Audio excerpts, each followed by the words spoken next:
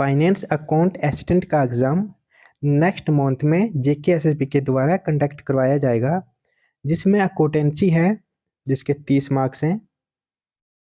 30 marks की accountancy है। तो आज से हम अकाउंटेंसी स्टार्ट कर रहे हैं। ये हमारी पहली वीडियो है।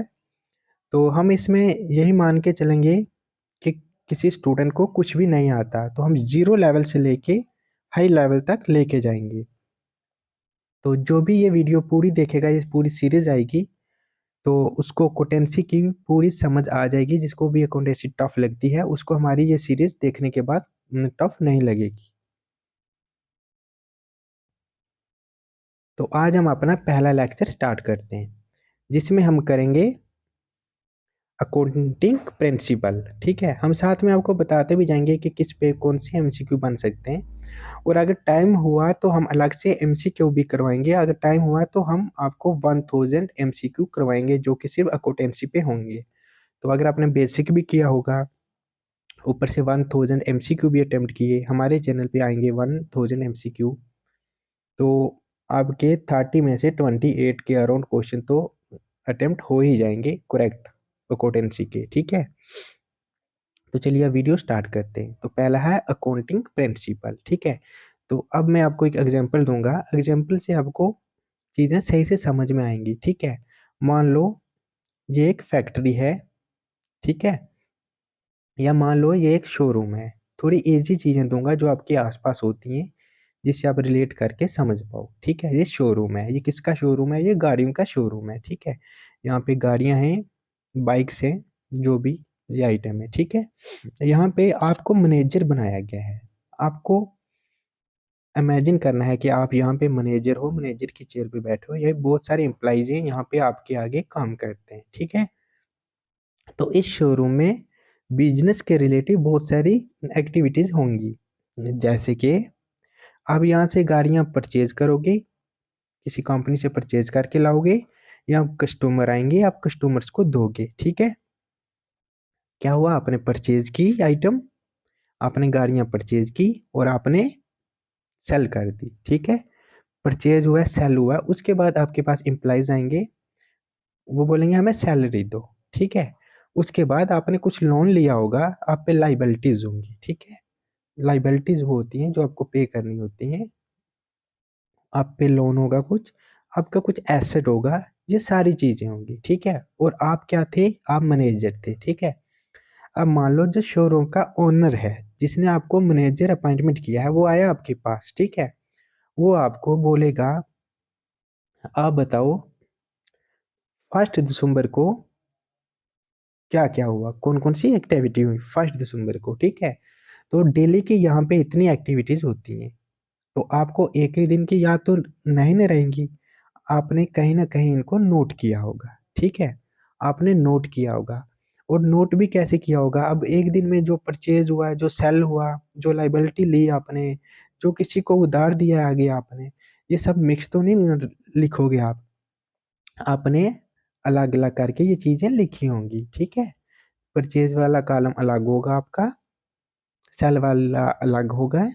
तो ये जो आप चीजें मेंटेन करके रखोगे, ये एक्टिविटी जो भी आपके बिजनेस में होंगी, इनको आप रिकॉर्ड करके रखोगे, तो इसको कहते हैं अकाउंटिंग।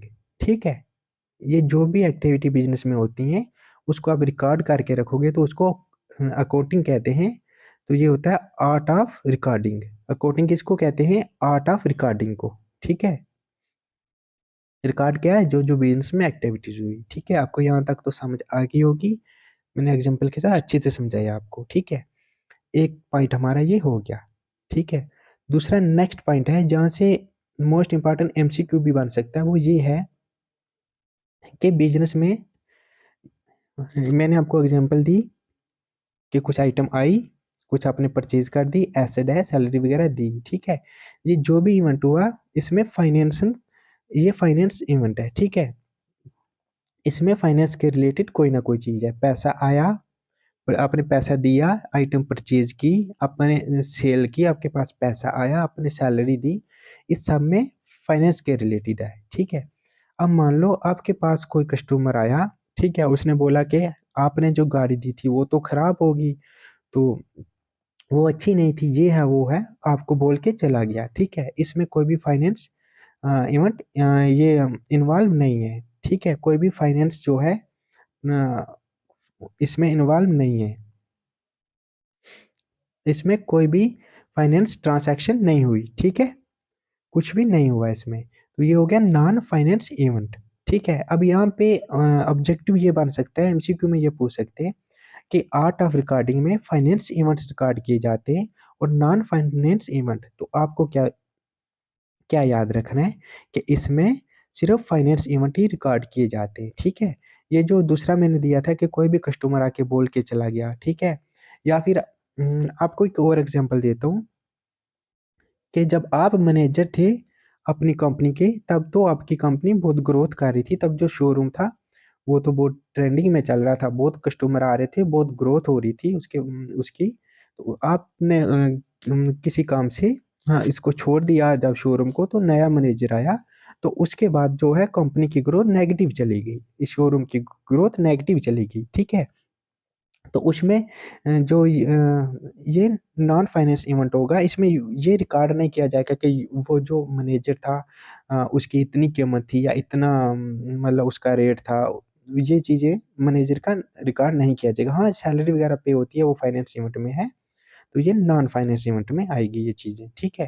फाइनेंस इवेंट में वही चीज़ें हैं जहाँ पे इकोनॉमी के रिलेटेड कोई भी चीज़ होती है, फाइनेंस के रिलेटेड, जहाँ पे कोई भी ट्रांजैक्शन होती है, ठीक है। ये आपको समझ में आ गई। तो नॉन फाइनेंस जो भी इवेंट होते हैं वो आर्ट ऑफ रिकॉर्डिंग में मेंटेन नहीं होते, ठीक है।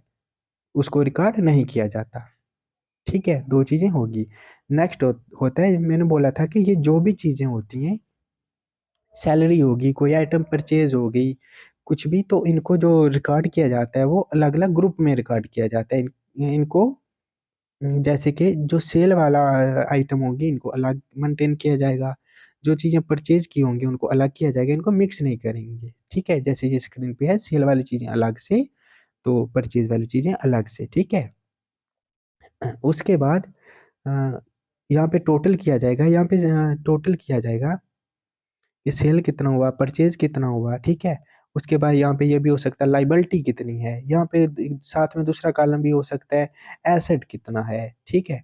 इनको फिर टोटल करके लास्ट में देखते हैं प्रॉफिट या फिर लॉस कितना है, ठीक है। यहाँ पे मैंने इस कॉलम में लिखा था कि सेल हुई है 10 लाख की, तो परचेज हुआ है, परचेज किया था हमने 1,50,000 की आइटम परचेज की थी और सेल कर दी हमने 10 लाख में, तो हमारा प्रॉफिट कितना हुआ, 8,50,000, ठीक है। तो उसके बाद टोटल करके तो प्रॉफिट हम निकालते हैं। उसके बाद होता है आर्ट ऑफ रिकॉर्डिंग, ठीक है, जो हमने किया था, जो आइटम फाइनेंस इवेंट होते हैं उनको रिकॉर्ड कैसे किया जाता है। फाइनेंस इवेंट को रिकॉर्ड किया जाता है, वो जो अलग अलग ग्रुप बनाए जाते हैं, जैसे कि सेल वाला ग्रुप अलग होगा, परचेज वाला अलग, एसेट वाला, लाइबिलिटी वाला, हर ग्रुप अलग होगा। उसके बाद हमने समरी की थी इसकी, ठीक है। ये जो है टोटल किया हमने इन सब का, जो जो भी आइटम थी इन सब की समरी करके हमने टोटल किया था, वो होगी हमारी समरी, ठीक है। उसके बाद इंटरप्रेटिंग है, तो उसके बाद जो भी था हमने, उसके बाद इसकी इंटरप्रेटिंग की जाती है कि कितना प्रॉफिट हुआ है। यहाँ पे प्रॉफिट है, हो सकता है लॉस में चला जाए, ठीक है, प्रॉफिट है लॉस है, या फिर कितनी लाइबिलिटी है, जो लाइबिलिटी वाला ग्रुप होगा उसमें, या जो भी चीजें होंगी वो किया जाता है, ठीक है।